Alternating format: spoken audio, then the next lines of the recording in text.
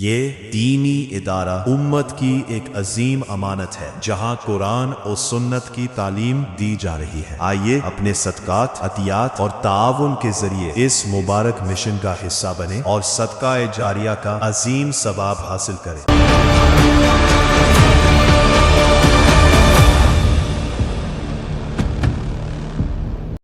अल्हम्दुलिल्लाह नहमदुहु व नस्तईनुहु व नस्तगफिरुह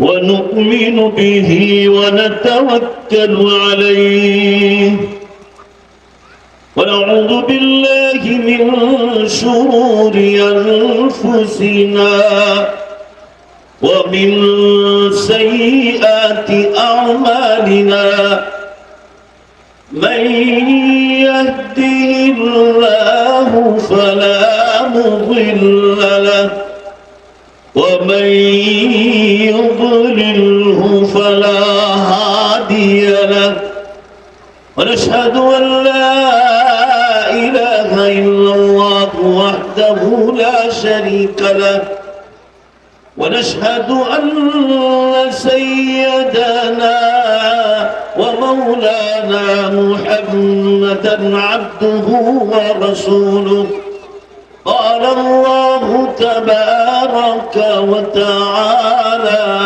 في القرآن المجيد والفرقان الحميد أعوذ بالله من الشيطان الرجيم بسم الله الرحمن الرحيم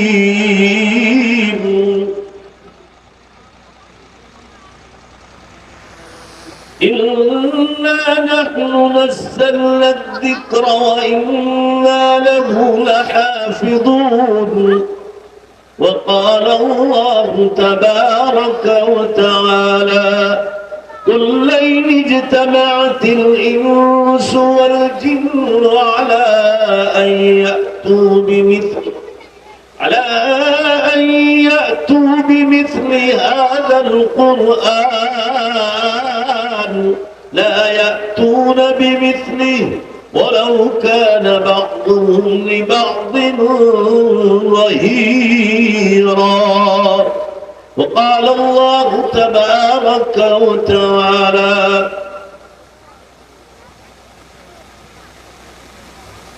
قال من يحيي العظام وهي رميم قل يحييها الذي أنشأها أول مرة وقال الله تبارك وتعالى بسم الله الرحمن الرحيم يا أيها الناس اتقوا ربكم إن زلزلة الساعة شيء عظيم يوم ترونها تذهل كل مرضعة عما أرضعت وتضع كل ذات حمل حملها وترى الناس سكارى وما هم بسكارى ولكن عذاب الله شديد وقال النبي صلى الله تعالى عليه وسلم قال الله تبارك وتعالى في حديثه القدسي يا محمد منزل عليك كتابا لا يغسله بالماء صدق الله مولانا العظيم وصدق رسوله النبي الأمي الكريم ونحن على ذلك لمن الشاهدين والشاكرين والحمد لله رب العالمين। मैं अब तमाम मुसलमानों से, माँ बहनों से अर्ज करूंगा और आप हजरात से भी इतना जोर से एक बार पूरी ताकत लगा तो जोर से एक बार दरूद शरीफ का नजराना पेश कर दो। मैं पढ़ो जोर से अल्लाहुम्मा सल्ली अला सय्यिदना व नबिय्यना व शफीअना व हबीबना व सनदना मौलाना मुहम्मद सल्लल्लाहु अलैहि वसल्लम। बुजुर्गान मोहतरम, अजीज नौजवानों, पर्दे में बैठकर सुनने वाली अजीज बहनों और मां, ये आपके रोहतास में पहली बार आना हुआ है। यहां से गुजर तो हुआ है, पटना से, पटना भी आया हूं, और भी किशनगंज है, अररिया है, पूर्णिया है, कटिहार है, बहुत इलाकों में आया हूं, मगर सबके नाम गिनवाने यहां नहीं आया। मगर रोहतास में पहली बार आया हूं। मैं ये समझता था कि सीमांचल के इलाकों की तरह ये भी एक पसमानदा इलाका होगा, मगर मालूम हुआ यहाँ आने के बाद कि माशाअल्लाह सब आसूदा लोग हैं। अल्लाह ताला ने आप लोगों को इतनी गरीबी में नहीं रखा है जितना सीमांचल वालों को रखा है। सब मिलकर जोर से आमीन कहो। अल्लाह जहां भी ईमान वाले बसते हो, अल्लाह उनकी गरीबी को मालदारी में बदल दे। बुजुर्गान मोहतरम, आज ये दावत हमारे शागिर्द रशीद हजरत मौलाना मोहम्मद अख्तर साहब फलाही और इसी तरह उनकी खिदमत में लगे हुए हैं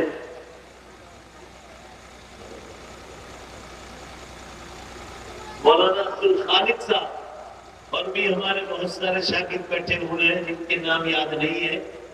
इन हजरात की दावत पर आज पहली बार आपके सामने हाजिरी हुई है। ये मदरसा जामिया हसन बिन साबित में, जहां कई बच्चों ने कुरान मजीद को हिफ्ज किया है, इसी सिलसिले में चंद बात अर्ज करनी है और आखिर में ये अर्ज करना है कि कयामत बहुत करीब आ गई है। उम्मत को जगाओ, उम्मत को समझाओ। कयामत की छोटी सारी निशानियां पूरी हो गई है और हम लोग कयामत की बड़ी निशानियों में दाखिल हो चुके हैं, और ये उम्मत गफलत में सो रही। ये दुनिया जिसमें हम और आप आबाद हैं, जो आसमान और जमीन की दुनिया है, पहाड़ों की, समंदरों की दुनिया है, हवाओं की दुनिया है, बारिश की दुनिया है। मुसलमानों, ये कोई साइंस वाले छीड़ी हथौड़ी लेकर बनाने नहीं आए। ये पूरी कायनात का मालिक अल्लाह की जात है, जिसने हमको यहाँ इम्तिहान के तौर पर दुनिया में भेजा है। हर एक को एक मुद्दत दी है। ये मुद्दत खत्म होते ही मुझे और आपको दुनिया से उठा लेगा। फिर चाहे वो वक्त का बहुत बड़ा डॉक्टर हो, इंजीनियर हो, प्रोफेसर हो, लेक्चरर हो, विधायक हो, मेंबर ऑफ पार्लियामेंट हो, वक्त का बादशाह हो, अखाड़े का पहलवान हो, ये शोहरत में वो दुनिया के बादशाहों से ज्यादा आगे हो, या हार्ट स्पेशलिस्ट डॉक्टर क्यों ना हो, जब मौत का वक्त आएगा तो वो किसी को भी जो है उठा लेगा। ये याद रखो। यहाँ जितने भाई लोग बैठे हैं सब सुन ले, मुसलमान हो कि गैर मुस्लिम हो, कुरान पाक अल्लाह की किताब है जो आसमान और जमीनों का मालिक है। ईश्वर का हो, अल्लाह का हो, सब एक ही है। जरा जोर से सुभान अल्लाह बोलना अगर मेरी बात पसंद आ जाए तो। अगर जो खुदा और ईश्वर अल्लाह अलग अलग होते तो हमारे हिंदू भाइयों के, सिख के, ईसाइयों के, यहूदियों के और मुसलमानों के शरीर और बदन अलग अलग होते। हमारे सबकी शरीर की रचना एक ही है, जो इस बात की दलील है। बोलो बेशक के सबका मालिक एक ही है, सबका मालिक एक। जब सबका मालिक एक है तो उस मालिक का हुक्म भी सारे इंसानों के लिए एक ही होना चाहिए। दो नहीं होना चाहिए, 3 और 4 नहीं होना चाहिए।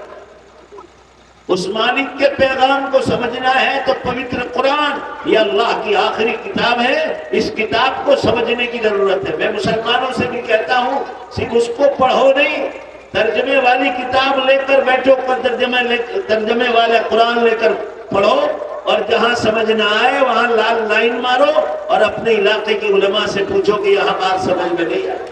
कुरान तो अल्लाह ताला ने बहुत आसान उतारा। चंद आयतें ऐसी है जो आपको समझने में मुश्किलात पेश करेगी, मगर वो सिर्फ जाहिर में मुश्किलात है। अल्लाह ने वलक़द यस्सरनल कुरान लिज़िक्रि फ़हल मिन मुद्दकिर, हमने कुरान को इंतहाई आसान पैदा बनाया। तो आज यही मजलिस कुरान की है, जहाँ कई बच्चे हामिद कुरान हुए, और बहुत छोटी मुद्दत में जामिया हसन बिन साबित ने इतनी तरक्की की कि आज हजारों की तादाद में मर्द और औरत यहाँ इसके इजलास में जमा। जहां तक कुरान पाक का मामला है मुसलमानों, ये अल्लाह ने आसमानों से उतारा है। इसको उतारते उतारते अल्लाह ताला ने 23 बरस का टाइम लिया। पिछली आसमानी किताबें भी आसमानों से उतारी जिब्रील अलैहिस्सलाम के जरिए उतारी गई। हजरत मूसा अलैहिस्सलाम पर तौरात, हजरत दाऊद अलैहिस्सलाम पर जबूर, हजरत ईसा अलैहिस्सलाम पर इंजील, इसको आजकल के ईसाई लोग बाइबल कहते हैं, जो कई कई बाइबल में जो है अलग अलग हो गए। हजरत मूसा और इब्राहिम अलैहिस्सलाम पर सूहफ इब्राहिम व मूसा, छोटी छोटी किताबें और उतारी गई। मगर कुरान कहता है, ध्यान से सुनो मेरी बात, मैं आपके यहाँ पहली बार आया हूँ, कुछ समझाने के लिए आया हूँ, अपना दर्द दिल लेकर आया हूँ। आमीन कह दो, अल्लाह मेरी बात आपके दिलो दिमाग में उतार दे।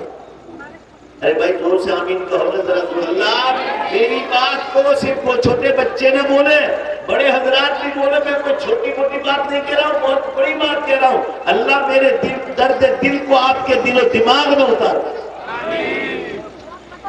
ये कुरान जिब्रील अलैहिस्सलाम ही के जरिए उतारा गया, मगर इसमें टाइम लिया गया, इसलिए कि वो सारी आसमानी किताबों की सरदार है और अल्लाह की आखिरी किताब है।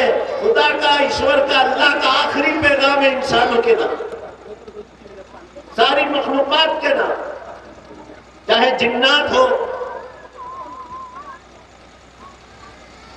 इस कुरान पाक की फजीलत बयान फरमाई अल्लाह ने। पिछली आसमानी किताबों का तज़किरा आया तो ये नहीं फरमाया इन्ना लहू लहाफिज़ून कि हम उसकी इबादत करने वाले हैं, इसका ऐसा नहीं कहा पिछली किताबों के बारे में, बल्कि फरमाया बिमस्तहफिज़ू मिन किताबिल्लाहि मिन शै, उन किताबों की हिफाजत की जिम्मेदारी अल्लाह ने उम्मतों पर डाली थी। लोगों ने तौरात, ज़बूर, इंजील, सूहफ इब्राहिम और मूसा की हिफाजत नहीं की तो वो किताबें इंसानी बातों के साथ बदल गई, अल्लाह के कलाम के साथ इंसानों की बातें अंदर शामिल हो गई। अब एक जरूरत थी ऐसी किताब की जो अल्लाह ही की हो, उतारने वाले भी जिब्रील हो और जिन पर उतारी जाए, जरा जोर से सल्लल्लाहु अलैहि वसल्लम पर उतारी जाए, वो सारे नबियों के सरदार जनाब मुहम्मदुर रसूलुल्लाह सल्लल्लाहु अलैहि वसल्लम। जिस उम्मत के लिए उतारी गई वो सारी उम्मतों की सरदार, कुरान सारी आसमानी किताबों की सरदार, जिब्रील अलैहिस्सलाम सारे फरिश्तों के सरदार। जिस महीने में उतारना शुरू किया वो सारे महीनों का सरदार रमजानुल मुबारक। जहां उतारा गया मक्के शरीफ और मदीने पाक, ये सारी जमीनों की सरदार। और जिस रात में उतारा गया मुसलमानों, वो सारी रातों की सरदार लैलतुल कद्र, जिसको शबे कद्र कहा जाता है। ये सारी भलाइयों और अच्छाइयों के साथ कुरान को 23 बरस में धीमे धीमे धीमे अल्लाह ने जैसी जैसी जरूरत पड़ी रसूलुल्लाह सल्लल्लाहु अलैहि वसल्लम के कल्ब मुबारक पर अल्लाह ने नाजिल फरमाया। इस कुरान की क्या खासियत है? अल्लाह फरमा रहे इस कुरान को हमने उतारा है और हम ही उसकी हिफाजत करेंगे। क्या भी अल्लाह, हिफाजत करने वाला भी अल्लाह, उम्मत मोहम्मदिया पर हिफाजत की जिम्मेदारी नहीं डाली। कुरान में फरमाया इन्ना नहनु नज़्ज़लना ज़िक्रा व इन्ना लहू लहाफ़िज़ून, बेशक हमने इस कुरान को हमने उतारा है और हम ही उसकी हिफाजत करने वाले हैं। हजरत अमर बिन सलमा रज़ी अल्लाह अन्हु, बुखारी शरीफ किताबुल जिहाद में उनका तज़किरा है। जरा ध्यान से सुनिए, बड़ा अजीब वाक़या। 7 साल की उम्र, 7 बरस की उम्र है, छोटा सा बच्चा, अभी ईमान नहीं लाया, मदीने मुनव्वरा में रह रहा है। अरबी जबान उनकी घुट्टियों में पड़ी थी, अरबी बोलते थे छोटे छोटे बच्चे भी, माँ बाप जो बोलते बच्चे वही सीखते। अभी वो ईमान नहीं लाए। मदीने मुनव्वरा में पानी की बहुत कमी थी, लोग पहाड़, एक पहाड़ था वहां जाते थे, कुदरती चश्मा निकलता था जैसे कश्मीर वगैरह में निकलता है, वहां लोग सुबह शाम पानी भरने के लिए जाते थे। औरतों का वक्त अलग था, मर्दों का वक्त अलग था। पानी भरने जाते, पानी भरकर आते। अभी कुरान मुकम्मल नहीं हुआ था, मदीने का किस्सा है। ये अपने दोस्तों के साथ मोहल्ले में खेलते रहते। अमर बिन सलमा रज़ी अल्लाह, वो फरमाते हैं कि मुसलमानों का एक ही काम था, पानी भरने जाते, पानी भरकर वापस घर आते, कुरान को याद करते करते वो मुसलमान सिर्फ कुरान पढ़ते ही रहते थे, जाते भी पढ़ते, पानी भरकर वापस आते तब भी पढ़ते। जरा जोर से सुभान अल्लाह इलाके में आऊंगा नहीं, कान को खास करके दिनारा में कभी नहीं आऊंगा। जोर से सुभान अल्लाह बोलना, चारों तरफ से अल्लाह का नाम की आवाज होनी चाहिए। वो अमर बिन सलमा फरमाते हैं कि मैं मुसलमान नहीं था मगर अरबी जानता था। ये पानी भरकर जाने वाले लोग और पानी भरकर वापस आने वाले लोग कुरान की तिलावत किया करते थे कुरान की हिफाजत के लिए। उनसे सुनते सुनते मैं 20 पारे कुरान का मुकम्मल हाफिज बन चुका।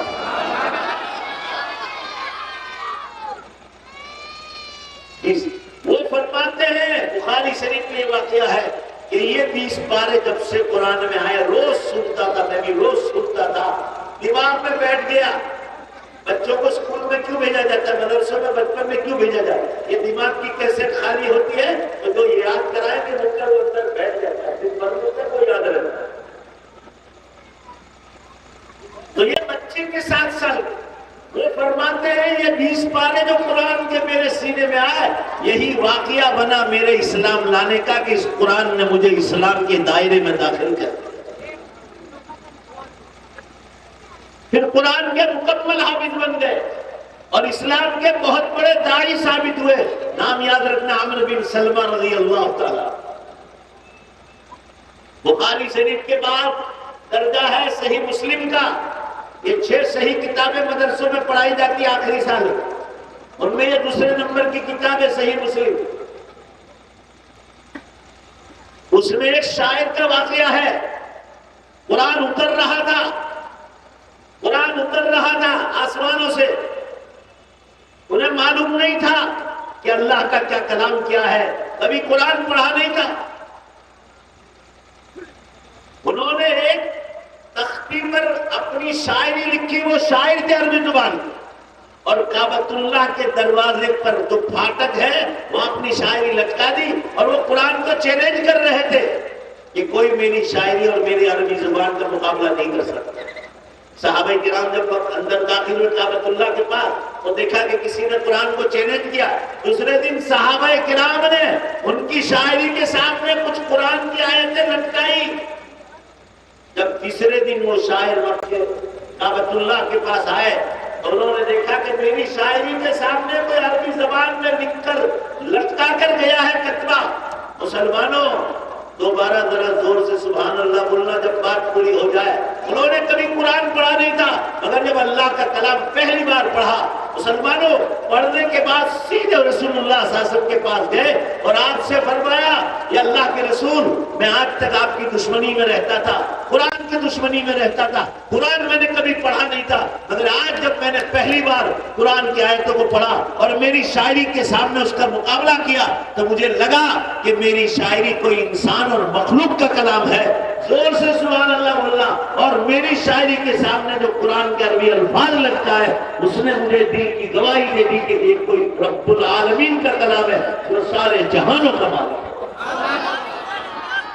और उसी वक्त रसूलुल्लाह सल्लल्लाहु अलैहि वसल्लम ने फरमाया, अल्लाह के रसूल हाथ फरमा कर दीजिए, मैं आपके हाथ पर बैठ होकर इस्लाम में दाखिल होना चाहता हूं। ये कुरान की अजमत।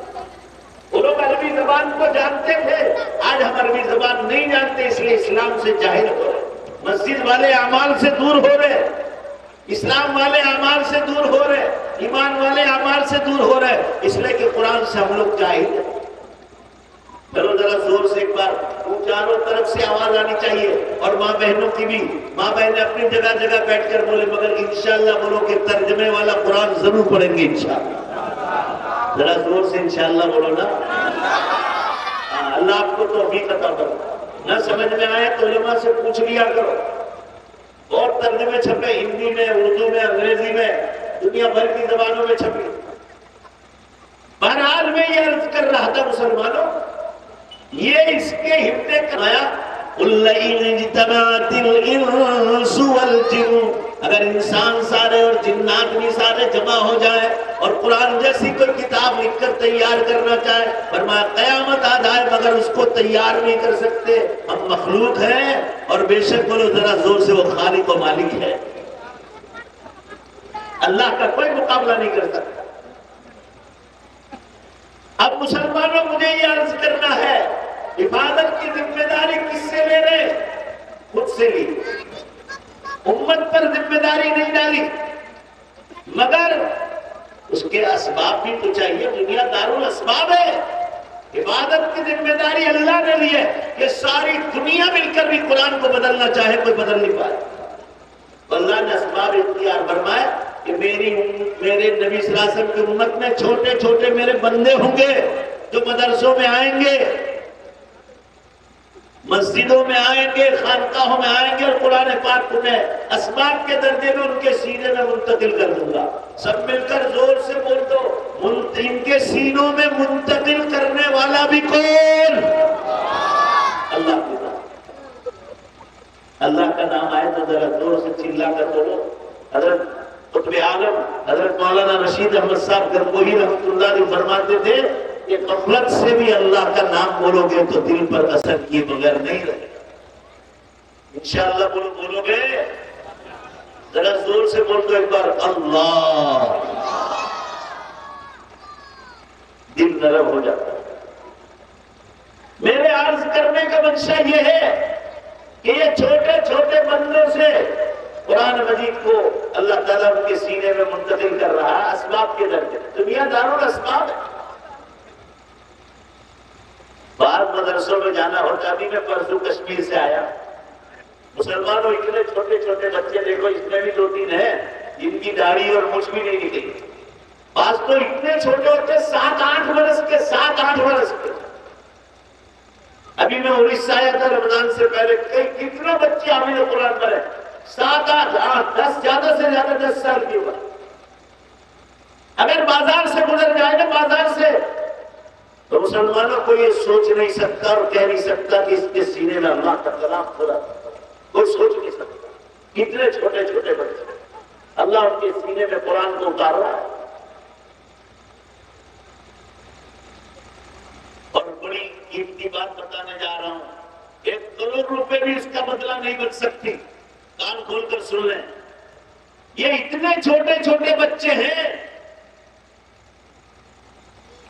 रोहतास के मुसलमानों, दीनारा के मुसलमानों, इतने छोटे बच्चे 7-7, 8-8 वर्ष की उम्र, कि अगर उनके माँ बाप को किसी शादी में जाना हो, किसी शादी में जाना हो,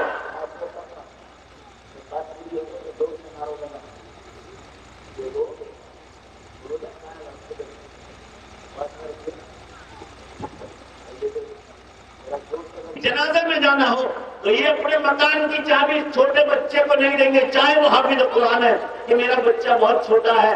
कभी मकान खोल लिया, चूल्हा चालू कर दिया, गैस चालू कर दिया, और ये चूल्हा चालू करके भाग गया खेलने को। घर में गधे घुस गए, कुत्ते घुस गए, आग लग गई, चोर घुस गए। इतना छोटा बच्चा है, ये देखो इधर भी खड़ा है, इतना छोटा बच्चा। इनके माँ बाप को अपने मकान की चाबी पड़ोस की औरत को देना पड़ता है कि मेरा बच्चा छोटा है, मकान खुला छोड़कर कहीं खेलने चला गया, आग लग गई, गधे कुत्ते घुस गए, चोर घुस गए, बहुत सारे खतरात है। मुसलमानों, जोर से नारे तकबीर लगाकर जवाब देना, मैं कितनी कीमती बात सुना रहा हूं। मुसलमानों, इनके माँ बाप को अपने खुद के मकान की हिफाजत के लिए अपनी सगी औलाद पर भरोसा नहीं, मगर अल्लाह को अपनी किताब की हिफाजत के लिए इन्हीं छोटे छोटे बच्चों पर भरोसा है। नारे तकबीर, नारे तकबीर, नारे तकबीर, नारे रिसालत।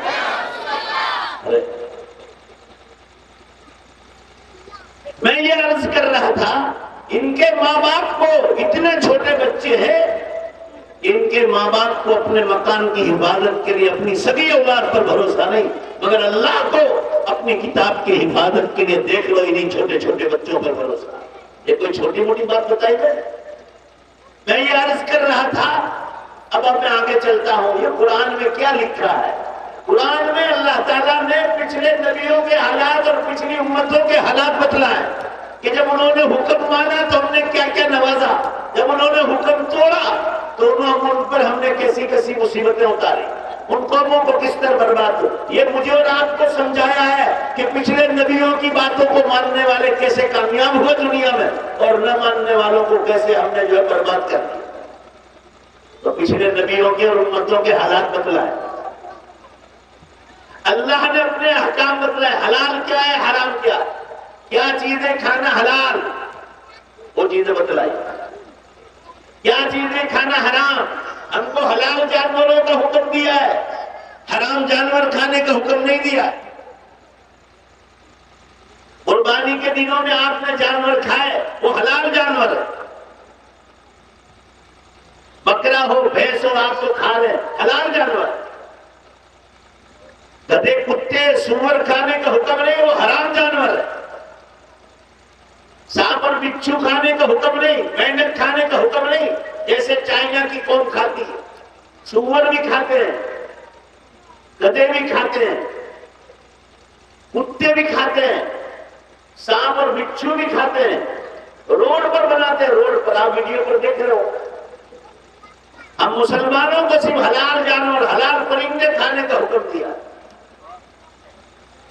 और कान खोलकर सुन लो, हलाल जानवर का गोश्त खाने से बदन में प्रोटीन और बैक्टीरिया तैयार होता है। और किसी लेबोरेटरी में जाकर चेक कर लो, ये बैक्टीरिया हर इंसान के बदन में जरूरी है, जो बाकायदा जिंदा जानवर की तरह है, जम्स है, जंतु है, बाकायदा उसमें जान है। जो लोग कहते हैं हम गोश्त नहीं खाते हलाल जानवर का भी, आप जानवर को मारते हैं, तो आप क्या करते हैं? आप भी तो जानवर को मारते हैं। जवाब दूं मैं आपको, आप गोश्त नहीं खाते, चलो मान लो जो गोश्त बिल्कुल नहीं खाते, जैसे जीव दया वाले जैन लोग हैं और भी लोग हैं, सुनिए बात ध्यान से, वो दूध, दही, मक्खन और छाछ इस्तेमाल करते हैं। पूरा मजमा जोर से बोलो, यह ईमान को जताने की बात है। बेशक बोलो, ये लोग दूध, दही, मक्खन, छाछ खाते हैं कि नहीं खाते? अरे भाई जोर से बोलो ना, खाते हैं कि नहीं खाते? खाते हैं। तो दूध खाने के बाद भी बैक्टीरिया पैदा होता है, दही खाने के बाद भी बदन में बैक्टीरिया। हर इंसान को जिंदा रहने के लिए साइंस वाले कहते हैं बैक्टीरिया जरूरी है। छाछ, मक्खन, दही, ये खाने के बाद भी जो है बैक्टीरिया पैदा होता है। किसी में ज्यादा है, किसी में कम है। सब्जी खाने के बाद भी बैक्टीरिया पैदा होता है। बैक्टीरिया हर इंसान के बदन में, यकीन नहीं आए तो लेबोरेटरी में चेक करा दो। तो आखिर नतीजा तो एक ही हुआ, तुम्हारे बदन में भी बैक्टीरिया पैदा हुआ, वो भी जानवर के पेट से ही निकला है। दूध, दही, छाछ, मक्खन, वो भी जानवर के पेट से ही आया है, उससे भी बैक्टीरिया बनता है। गोश्त खाने से भी बैक्टीरिया बनता है। ये तो इंसान के लिए जरूरी है। और हम लोग रोजाना ये बैक्टीरिया मारते हैं खा खा कर, तो हम कितनी जानें मारते हैं। और ये मारे नहीं तो इंसान जिंदा ही नहीं रह सकता। बैक्टीरिया भी एक जिंदा चीज है, जिसको हम खा खा कर मार रहे हैं अंदर। तो अर्ज करने का मंशा ये है, ये जो वेजिटेरियन नॉन वेजिटेरियन की लोग तकसीम कर रहे हैं, तफावत कर रहे हैं, ये सब बेकार की किस्म है। हर एक आदमी बैक्टीरिया खा रहा है, कोई गोश्त से ले रहा है, कोई दही, दूध, मक्खन, छाछ से ले रहा है, कोई सब्जी से ले रहा है। किसी में ज्यादा है, किसी में कम है। उसके बगैर कोई भी इंसान जिंदा रह नहीं सकता, इसलिए कि बैक्टीरिया बदन में होना जरूरी है। ये बात बीच में आ गई तो मैंने आपको कह दी। मैं अर्ज कर रहा था, कुरान पाक में हलाल और हराम का जिक्र आया।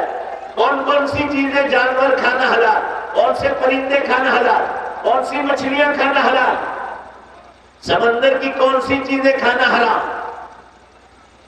जंगल की कौन से जंगली, मगर सोना नहीं पहन सकते, चांदी पहन सकते हो।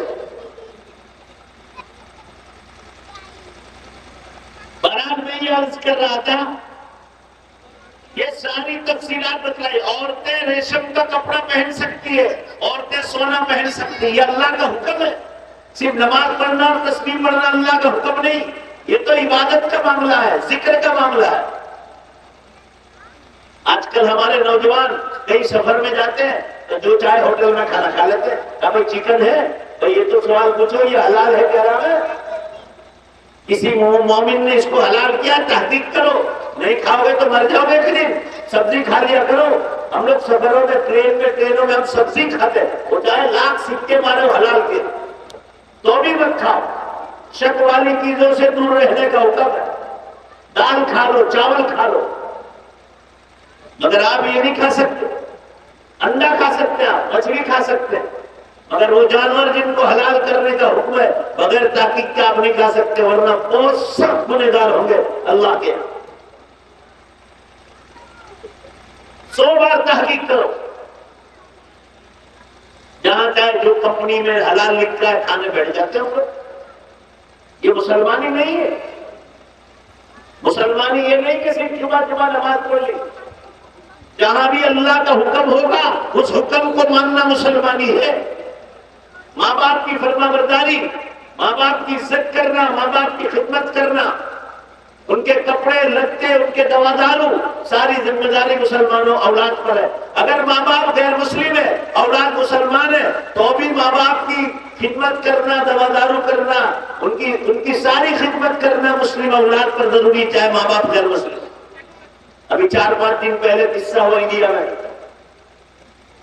ये यूपी में ही हुआ।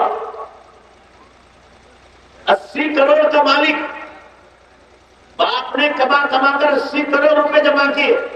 जब वो बुढ़ा हो गया तो दोनों माँ बाप को जो है, लड़का और बहू दोनों उसको वृद्धाश्रम में छोड़ा, बुढ़ों के घर।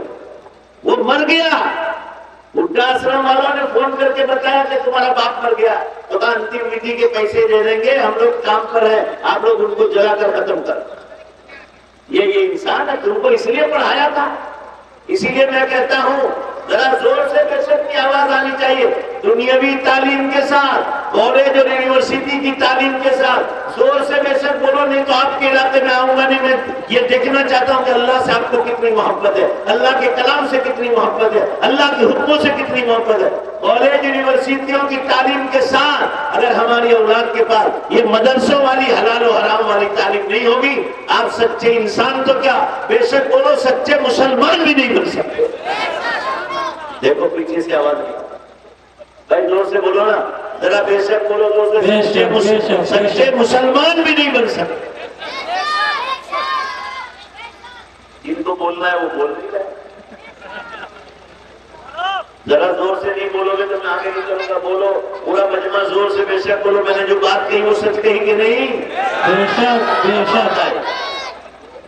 सच्चे इंसान ये औलादों को बड़े यूनिवर्सिटियों में पढ़ाया, बहू भी एजुकेशन वाली लाए, और बाप मर गया वृद्धाश्रम में। कोई पेपर ऐसा खाली नहीं जिसका अखबार में ना आया, मीडिया पर आया, टेलीविजन पर आया, उसके बाप का फोटो आया। माँ बाप की हाई लग जाएगी ना, फिर चाहे नमाज पढ़ते हो, रोजे रखते हो, अल्लाह जहन्नम की आग में फेंक देगा। माँ बाप की बददुआ से बचो, और यूं भी किसी पर जुल्म न करो। मजलूम की बददुआ लग गई तो जालिम तबाह बर्बाद हो जाए।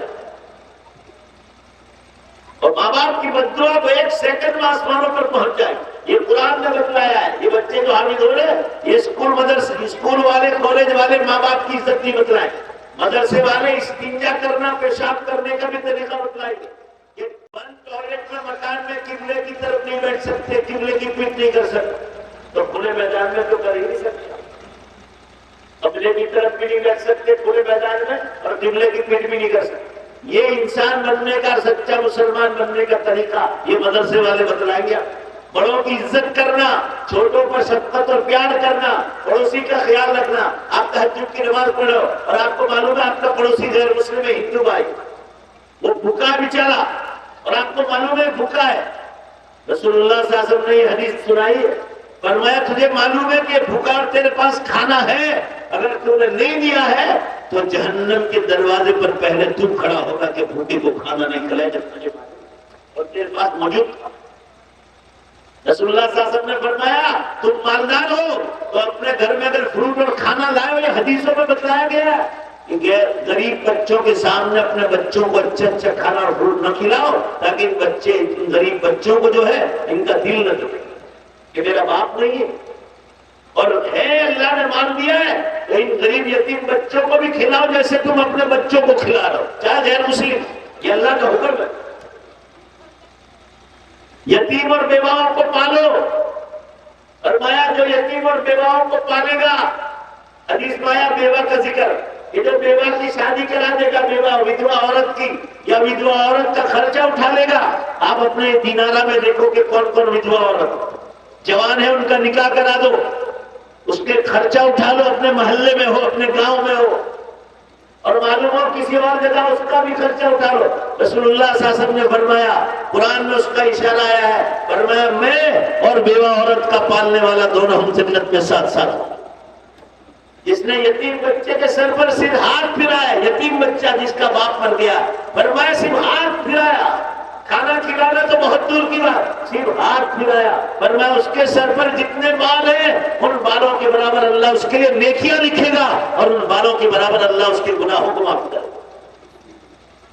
और आगे हदीस सुनो, बुखारी के हाशिए पर है, तो मुस्तकिल कई कई सनदों के साथ ये हदीस को मुहद्दिसीन ने मजबूत बतलाया है।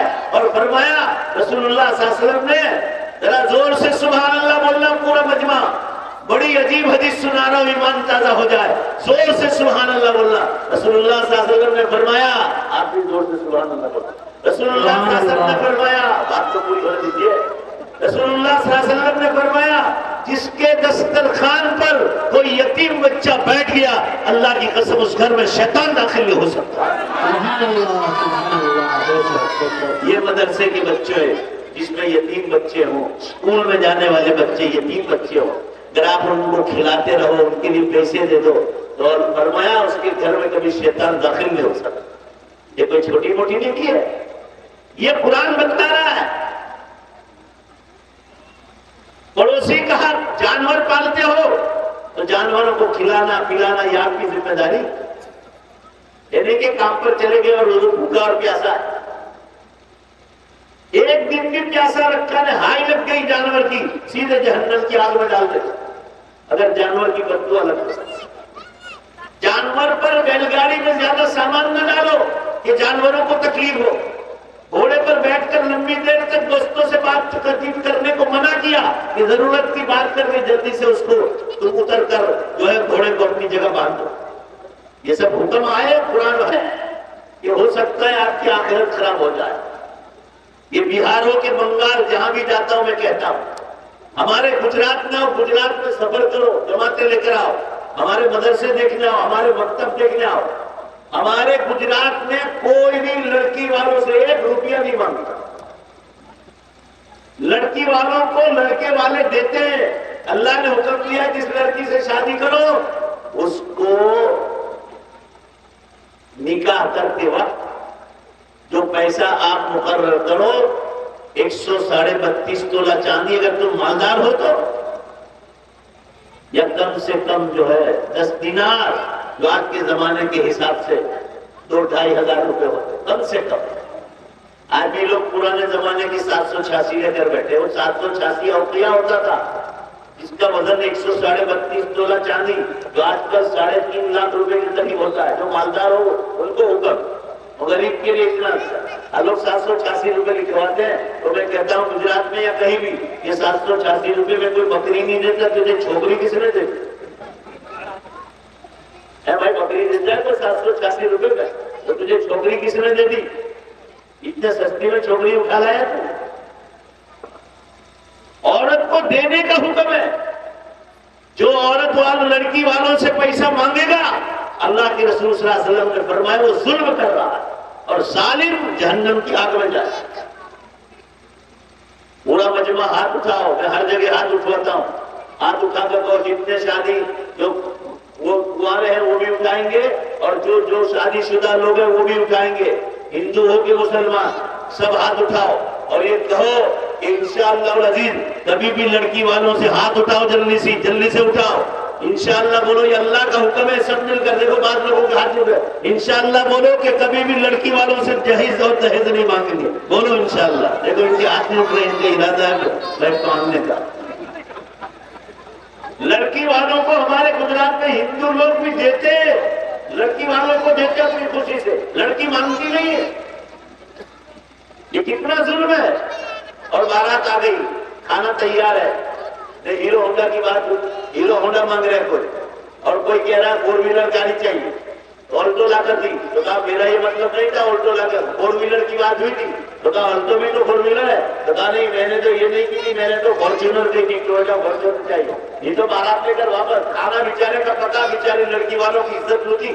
अल्लाह तुम्हें जहन्नम की आग में फेंकेगा जिनकी इज्जत लूटी है। इतनी जगह किससे हो रहे हैं? अभी अभी दिल्ली में हुआ, बारात लेकर भाग गए।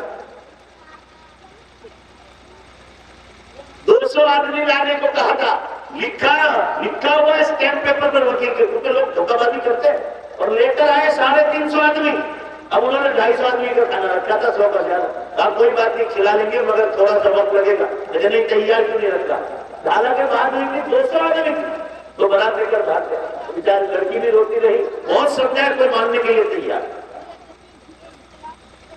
लड़की के माँ बाप, लड़की का बाप इसलिए कमा रहा है, जवान है, पैसे जैसा शर्म नहीं आती। तो फॉर्च्यूनर और 4 व्हीलर गाड़ियां मांगते हैं, 1.5 2 लाख रुपए की जो है हीरो होंडा है।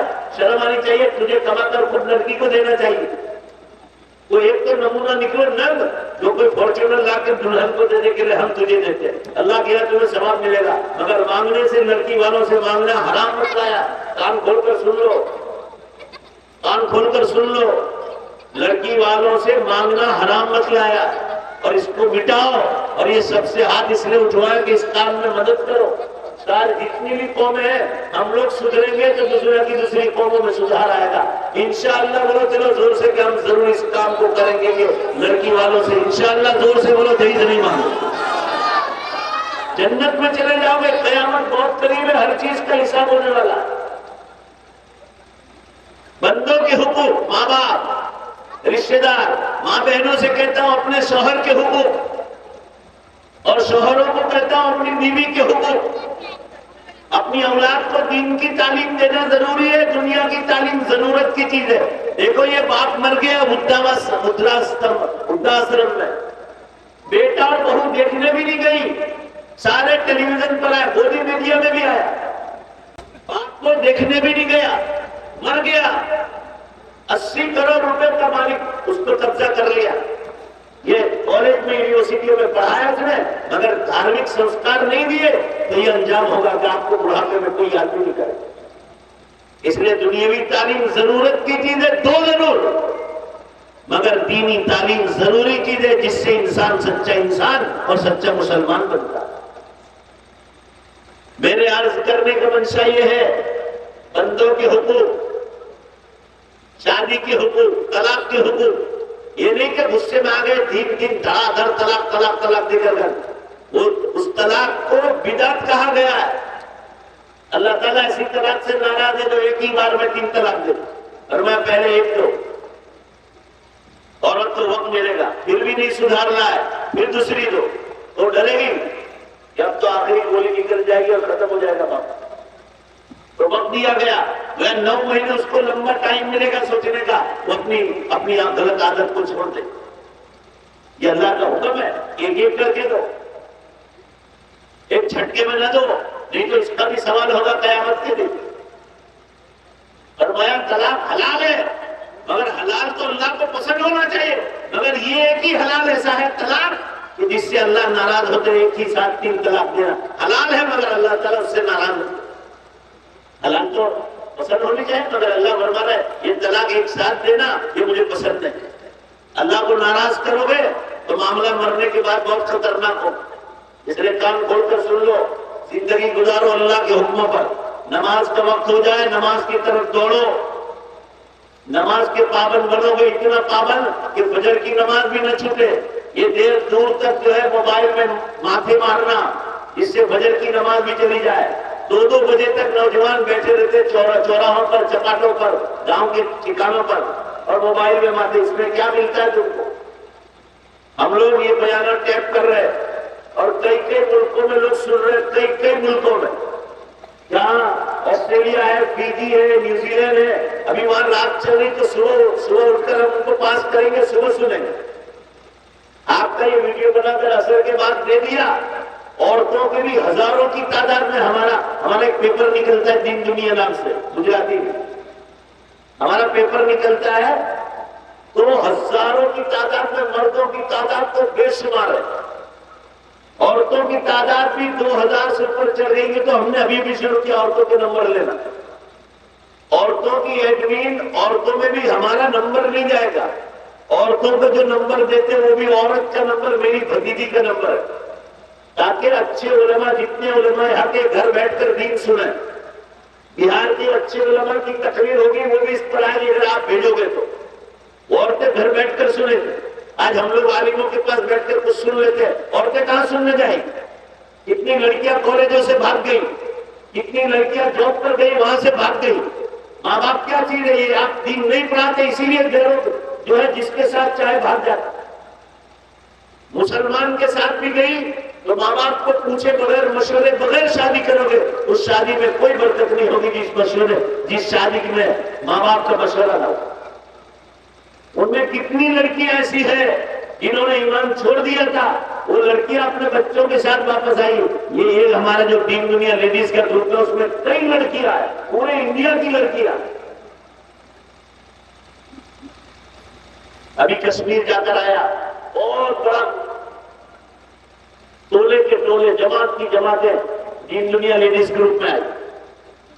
मैंने कहा कश्मीर के उलमा के बयान आएंगे, वो भी सुनेंगे आप। मक्का मदीना में जुमा का खुतबा होता है, उसका तर्जमा भी देखते हैं उर्दू में और हिंदी में भी, इंग्लिश में भी। और नमाज के बारे में दूसरी जगह है, कितने मालदार लोग मेरे पास गुजरात में आते हैं। ये भी बहुत बड़ा मालदार है, विधायक है, फैक्ट्री उसकी कपड़ों की फैक्ट्री है बहुत बड़ी, आपके जमाने से करोड़पति आदमी है। कितने मालदार लोग हमारे पास इलाज के लिए आते हैं। ये मालदार लोग करकेसर में पड़े, सूरत में लाइन लगती है मेरे यहाँ दवाओं के लिए, देसी दवाओं के लिए, रूहानी इलाज के लिए भी आए। तो कुछ मालदार लोग कहते हैं कि मौलाना पैसे इधर आते हैं और पैसे यूं निकल जाते हैं, क्यों? हम पूछते नमाज पढ़ते हैं, तथा नहीं जुमा पढ़ते हैं, तो पैसे कैसे रहेंगे आपके पास? कुरान में नमाज के साथ रोजी के ताल्लुक का जिक्र किया है। बेशक जरा जोर से बोलो, वो रब्बुल आलमीन है, सारे जहानों का मालिक। वो जो कहे वो करेंगे तो ही आपको पैसा दिखेगा।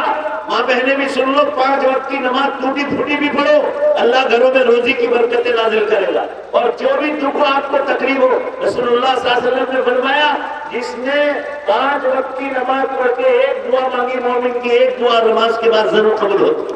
कोई भी तकलीफ के लिए मांगे, अल्लाह के 99 नाम पढ़ने के बाद अल्लाह ने खुद कहा है, अल्लाह ने कि जो मेरे 99 नेम पढ़ेगा बरकत वाले, और उसके बाद जो दुआ मांगेगा, अल्लाह ने फरमाया मेरी जिम्मेदारी उस दुआ को मैं जरूर कबूल करूंगा। मांगिए आपको जो तकलीफ। आपका आदमी जेल में हो उसके लिए मांगिए, शादी नहीं हो रही उसके लिए मांगिए, रिश्ता नहीं मिलता उसके लिए मांगिए, बीमारी में आजिज आ गए उसके लिए मांगिए आप, मगर मांगिए आप। रोजी में खूब बरकत चाहिए तो अस्तगफिरुल्लाह करते रहे। ये मैं सुबह से मेरे हाथ में रोजाना 10,000 के करीब। आप मुझे माफ करो, मेरे खुदा नहीं हो कि आप मुझे कुछ दे लो।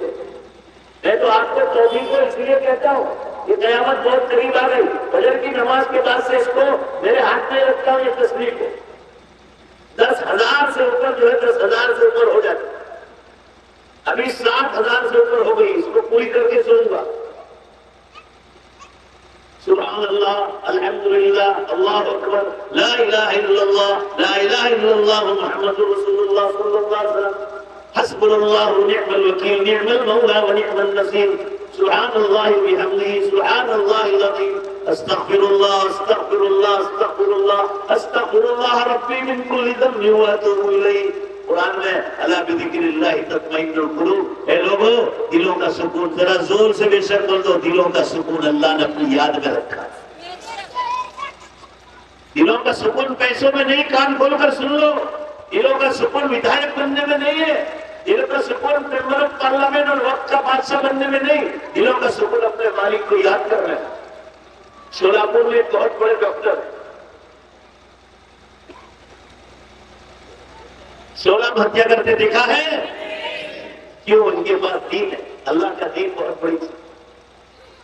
मेरे मोबाइल में सूरत शहर, हमारा गुजरात का दुबई जैसा शहर है, सबसे महंगा, उसमें डॉक्टर साहब ने लिखा है अखबार में, गुजरात मित्र में, ये सूरत शहर में 1000 आदमी सूरत में साल में आत्महत्या करते हैं। उसमें लिखा 80% कॉलेज के लड़के लड़कियां जब फेल होते हैं या फेल होने का डर लगता है तो नदियों में कूद जाते हैं, दवाएं खा लेते हैं। हमारे मदरसे के बच्चे फेल होते हैं, कभी आत्महत्या नहीं करते। आपकी कॉलेज की तालीम से ज्यादा पावरफुल तालीम हमारी तालीम है। आपका बच्चा स्कूल में पढ़ने जाएगा, सुन लो, तो सिर्फ नास्तिक बनेगा। इंग्लिश में पढ़ाते हैं, हु मेड दिस चेयर, ये कुर्सी किसने बनाई, तो कहेंगे Raman uncle made this chair. Raman काका ने, रमन अंकल ने ये कुर्सी बनाई, तो आपका बच्चा नास्तिक बन गया कि भाई ये कुर्सी बनाने वाला रमन अंकल। मदरसे में पढ़ोगे ना, मदरसा साथ पढ़ोगे तो स्कूल की तालीम में जो कमी है वो मदरसा पूरी करेगा। बात पूरी हो जाए तो जोर से सुभान अल्लाह बोलना, लाउडस्पीकर वाला भी जब बात पूरी हो जाए जोर से सुभान अल्लाह बोला। मदरसे की तालीम पूरी करेगी स्कूल की तालीम की। अभी सवाल बाकी है, रमन अंकल को पूरा मजमा जोर से जवाब दो, रमन अंकल को उनकी माँ के पेट से पैदा करने वाला कौन? अल्लाह। और रमन अंकल को कुर्सी बनाने की अकल किसने दी है? अल्लाह। यही बात आज कहता हूँ। आज हिंदू मुसलमान सब ऐसा बोलते हैं एजुकेशन एजुकेशन एजुकेशन। लड्डू का एजुकेशन लेते हो, नास्तिक बनते हो। लोग कह रहे हैं कि देखो ये साइंस वालों ने सब बना, ये लाउड स्पीकर, ये लाइट है, ये कंप्यूटर, ये मोबाइल, ये 2 व्हीलर गाड़ियां, 4 व्हीलर गाड़ियां, स्टीमर, प्लेन। अरे इंसान जो अपने आप को खुद पैदा नहीं कर सकता वो कोई चीज पैदा नहीं कर सकता। ये अपनी पैदाइश में अपने मालिक का मोहताज। लोग कहते हैं साइंस वालों ने पैदा किया, साइंस वाले भी इंसान है। मैं कुरान के प्लेटफॉर्म से आपको पूछता हूँ, साइंस वाले भी इंसान है। सब मिलकर पूरा मजमा जवाब दो जल्दी से। मेरा एहसास जो लूट लोगे ना, दोबारा आऊंगा नहीं, कान खोलकर सुन लो, मेरे पास वक्त नहीं है, मौलाना लोगों को पूछ लो। पूरा मजमा जवाब दो। साइंस वालों को इनकी माओ के पेट से किसने पैदा किया? और जोर से जवाब दो। साइंस वालों को ये मशीनरियां बनाने की अकल किसने दी? मालिक ने। ये क्यों बोल जाते हैं? सीढ़ियों कहोगे साइंस वालों ने बनाया, नास्तिक बनोगे। रमन अंकल ने बनाया तो नास्तिक बनोगे। नास्तिक का ठिकाना जहन्नम की आग है, नर्क में फेंक देगा। और यूं कहोगे अल्लाह ने इंसान के जरिए बनवाया तो मालिक का शुक्र पैदा होगा, आस्तिक बनोगे। और आस्तिक बनोगे तो जन्नत में जाओ। आखिरी बात सुन लो, अब कयामत बहुत करीब आ गई। छोटी निशानियां सब पूरी हो गई, बड़ी निशानियों में हम लोग दाखिल हो गए। चिट्ठी भी आ गई कि वक्त बहुत कम है और मुझे खुद को भी जल्दी है, सुबह 7 बजे मेरा फ्लाइट है। आप लोग दुआ करना आमीन को, अल्लाह सफर को आसान फरमा। मैं ये अर्ज कर रहा था, कयामत की छोटी निशानियां सब पूरी हो गई। अब ये दुनिया खत्म होने वाली है। पूरी धरती में जलजले और भूकंप आ रहे हैं। आपके बिहार में कितने झटके आए? नेपाल से आ रहे हैं तो आपके बिहार में आते हैं। अभी इतने साल पहले नेपाल में जलजला था, 2018 में गाड़ी में सीनाकारी और सूद के कारोबार जब आम हो जाए, आप लोग याद रखना, झूठ, शराब, जुआ, नाच गान, धोखाबाजी, लांच रिश्वत, जुल्म, सीनाकारी और सूद, ये बैंकों के कारोबार। ब्याज सूद पर पैसा लेना और देना ये हराम मतला है। फरमाया जब आम हो जाएगा, उसके बाद जलजलों के बरस क़यामत तक शुरू हो जाए। अभी मैंने मौलाना को बताया, आज सुबह 5 बजे हमारे गुजरात में भूकंप हुआ, सूरत के पास बारडोली में। 5 बजे लोग बिस्तरों में से भागे। हालांकि जलजला इतना खतरनाक नहीं था, सिर्फ 3 पॉइंट का था, मगर मकान में सब गिरने लगा, धड़ाधड़ आवाज आ गई, लोग भागो भाग। आज सुबह 5 बजे का किस्सा है। और अभी मैंने देखा, अभी ये 12 बजकर आगे निकल गया टाइम, तो अभी जो है ना जलजले 5-4 बतला रहे। और अभी मैंने ईशा से पहले देखा था 164 हो गए थे मगरिब के वक्त। 7 बजे की बात कर रहा हूं। फिर 5 घंटे में क्या हुआ वो देखना भूल गया। रोजाना 250 घंटे का मोहरे 200 के ऊपर जा रहा। मैं 2007 से बोल रहा हूँ, यूट्यूब पर मेरे बयानात तफसील से देख लेगा कयामत की निशानियों पर। अभी आज वक्त नहीं मेरे पास। आप शासन में फरमाया जलजले शुरू हो गए। भाई जल्दी से जवाब दो, जी हाँ में बोलो, जलजले हो रहे नहीं हो रहे दुनिया में? अरे भाई बोलो ना जोर से, बड़े लोग। भाई अभी घबराओ नहीं, अभी नहीं आएगा वो, तो उसने जब लिखा होगा तभी आएगा। भाई बोलो सब मिलकर, ये पीछे वालों जलजले हो रहे नहीं हो रहे? आप शासन ने फरमाया जब जमीन गुनाहों से भर जाएगी तो अल्लाह ताला टाइम में से बरकत उठा लेगा, समय में से बरकत। अल्लाह के रसूल ने 1400 साल पहले नबी सल्लल्लाहु अलैहि वसल्लम ने फरमाया, 1 बरस महीने की तरह, महीना हफ्ते की तरह, हफ्ता दिन में, दिन घंटे में, घंटा मिनट में, मिनट माचिस की चिंगारी की तरह निकल जाए। अमानत में खयानत बढ़ जाएगी। ये सारे गुनाह हो रहे हैं दुनिया में। इंसान नंगा हो गया। लोग दारू शराब पीकर अपनी माओ से जीनाकारी कर रहे, जबरदस्ती, और मां केस करने जा रही है। खुसर शराब नहीं पिया हुआ है, मगर बहुएं नंगे कपड़े पहनती घरों में, तो खुसर उन पर छेड़छाड़ करके जबरदस्ती जीनाकारियां कर रहे हैं।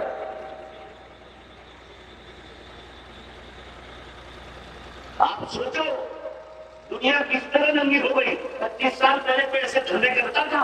ये छोटी निशानियां सब पूरी हो गई। बेमौसम बारिश, अभी कल तो आप क्या हुई, अभी बारिश का मौसम तो हुई, नवंबर दिसंबर में भी बारिश हुई थी पूरी दुनिया में। और 4 बड़ी निशानियां हो गई, सुन लो। धुआं निकल गया 2010 में आइसलैंड में, 10 दिन तक निकला। एक एक हवाई जहाज कंपनी को रोजाना $200 मिलियन का नुकसान था। 1 लाख मिलियन, 1 मिलियन यानी $10 लाख, और $1 100 रुपए का हो गया। अभी बेहिसाब सारी दुनिया की ट्रांसपोर्ट बंद हो गई। इंडिया से जितने हवाई जहाज इंग्लैंड, कनाडा, अमेरिका, फ्रांस जा रहे टोटल बंद। 10 दिन तक इतना बड़ा धुआं निकला। कुरान में 25वें पारे में इसका जिक्र, अभी आयत पढ़ने का वक्त नहीं। और 3 बड़े जलजले हो गए। बुखारी शरीफ में हदीस है, जब कयामत करीब आ जाएगी तो अल्लाह ताला ईमान वालों को कयामत की निशानियां ख्वाब में बताना शुरू कर दे। मैं 2007 से बोल रहा हूं, खाली खाली नहीं बोला।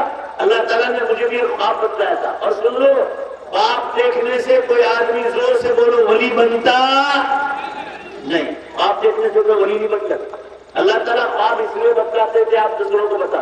मैंने जुमे की रात की एक जगह बयान करके आया 2007 में, और मैंने ख्वाब में देखा सूरज इधर पूरब से निकला, पूरा सूरज, अल्लाह गवाह, पूरा सूरज पश्चिम की दिशा में और जाकर चिपक गया। मैं समझ गया जब बड़ी निशानियां कभी भी शुरू हो सकती, और जलजले उसी वक्त से शुरू है। रोजाना 10, फिर 20, फिर 30, अभी रोजाना 200 के ऊपर जा रहे। मैंने यहां बैठकर देखा, मेरे गुजरात में हुआ, ये मोबाइल पर आ गया। ये गुजरात में सूरत के पास बारडोली में हुआ सुबह 5 बजे, और लोग भागम भाग कर रहे। क्या बोलो ना, कितने बरस? अरे भाई जोर से बोलो ना, जल्दी बात खत्म करना। कितने बरस?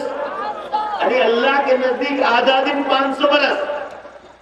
और कुरान पाक में है, कुरान पाक में मुहद्दिसीन ने लिखा है, अल्लाह के नजदीक एक दिन दुनिया के 1000 बरस के बराबर है। एक दिन अल्लाह के नजदीक 1000 बरस। तो मुहद्दिसीन ने लिखा है, हम सुनिया सना का 500 बरस 1000 के बाद, यानी ये अबू दाऊद की रिवायत में आया है। तो सहाबी फरमा रहे कि गोया अंदाजा ये है कि 1500 साल इस उम्मत को मिले। उसमें 1447, ये मेरी गिनती है, मेरा अंदाजा है, 1447 चल रही है, और 1500 पूरा करने में 53 बरस बाकी। ये हदीस से इस्तेदलाल कर रहा हूं। 53 बरस अंदाजे के मुताबिक दुनिया को बाकी। और मक्का की जिंदगी दाखिल कर दो 13 बरस की। मैंने हिजरी सन से शुमार किया तो 53 बरस बाकी 1500। और अगर मक्का शरीफ की 13 बरस आपने जिंदगी गुजारी, उसको शुमार करो तो सिर्फ 40 बरस का। अबू दाऊद की हदीस में आया, जागने का वक्त करीब आ गया है। 200 किताबें कयामत की निशानियों पर आलिमों की 11 बरस में छप के आई। तो आप सोच लो, 11 बरस में 200 किताबें छप के आई। अब एक ही बात 2 मिनट में खत्म कर दो। देखो, कयामत के दिन दोबारा जिंदा होना है। पहले जोर से बेशक बोलो, पूरा मजमा। वो अल्लाह दोबारा जिंदा करने की बोलो, बेशक ताकत रखता है कि नहीं रखता है? बेशक रखता है। एक दलील बतला जो कुरान, अल्लाह ने कुरान में फरमाया, मैं तो जितने भी मुर्दे मर गए हैं कब्रों में, या हिंदू भाइयों ने जला दी है, उसकी मिट्टी कहाँ पड़ी हुई है वो फरमा रहे, मुझे मालूम है कहाँ। पारसी लोग क्या करते हैं, कुएं में रखते, चिड़िया कबूतर सब खा जाते हैं, वो पेशाब टॉयलेट कर डालते हैं। वो कहाँ पड़ा हुआ मिट्टी बनकर, राख बनकर, अल्लाह ने कुरान में फरमाया, वो मुझे मालूम। जब तुमको मां के पेट से पैदा किया तो तुम्हारा मटेरियल भी मेरे पास नहीं था, बदन भी नहीं था, और ये आत्मा और रूह भी नहीं थी। जब कुछ नहीं था तो मैंने तुमको तुम्हारी माओ के पेट से पैदा किया। 4 महीने माँ के पेट में कोई जान नहीं थी, 5वें महीने कुरान में हमने जान डाली है। तो जो पहली बार मरे हुए बदन में जान डाल सकता है, जोर से मुसलमानों बेशक बोलो, वो मरने के बाद कब्र के पेट में भी दोबारा जान डालने की ताकत रखता है। बेशक। दूसरी दलील, अल्लाह फरमा रहे, वो जितने मुर्दे मस्जिदें बनाकर गए, 500 रुपए की मस्जिदें, 700, 1000 रुपए की पुराने जमाने में मस्जिदें बनती थी, वो मस्जिदें बनाकर गए, मदरसे बनाकर गए, पानी की टंकियां बनाकर गए, वाटर पंप बनाकर गए, कुएं बनाकर गए। अल्लाह फरमा रहे, उनकी मस्जिदों में नमाजें तुम पढ़ रहे हो, अभी जुमा पढ़ रहे हो, ईद की नमाजें पढ़ रहे हो, उलमा के बयान हो रहे हैं, दावत और तबलीग का काम हो रहा है, खानकाहों का निजाम चल रहा है, लोग एहतिकाफ करते हैं। अल्लाह फरमा रहे, उनकी कुरान में उनकी नेकियां भी खत्म नहीं हुई कि मैं उनको जिंदा करूं। क्या मैं उनको जिंदा करके अधूरा समाप्त हुआ? उनकी नेकियां पूरी होंगी क़यामत के दिन, लिहाजा उनको जिंदा करने की जरूरत भी क़यामत के दिन पड़ेगी जब उनकी नेकियां पूरी हो जाएगी। इसी तरह गुनहगार लोग, नास्तिक लोग, कब्रों में सोए हुए लोगों ने जला दिए या कब्रों में डाल दिए, नास्तिक लोग, शिर्क करने वाले या जुआ खेलने वाले, जीना के अड्डे खोलने वाले, ये जितनी होटलें हैं ना शहरों में, ये सब जीना खोलियों के अड्डे हैं। अल्लाह मेरे आपके बैठने को कबूल फरमाए। सब मिलकर आमीन कहो, जोर से आमीन कह देना, यही दुआ बाद में हजरत मौलाना दुआ करेंगे। अल्लाह हम सबको क़यामत की और आखिरत की तैयारी करके जोर से आमीन कहो, अल्लाह हमें जन्नत की तैयारी की तौफीक अता फरमाए। वाक़िअ दावाना अनिल हम्दुलिल्लाहि रब्बिल आलमीन।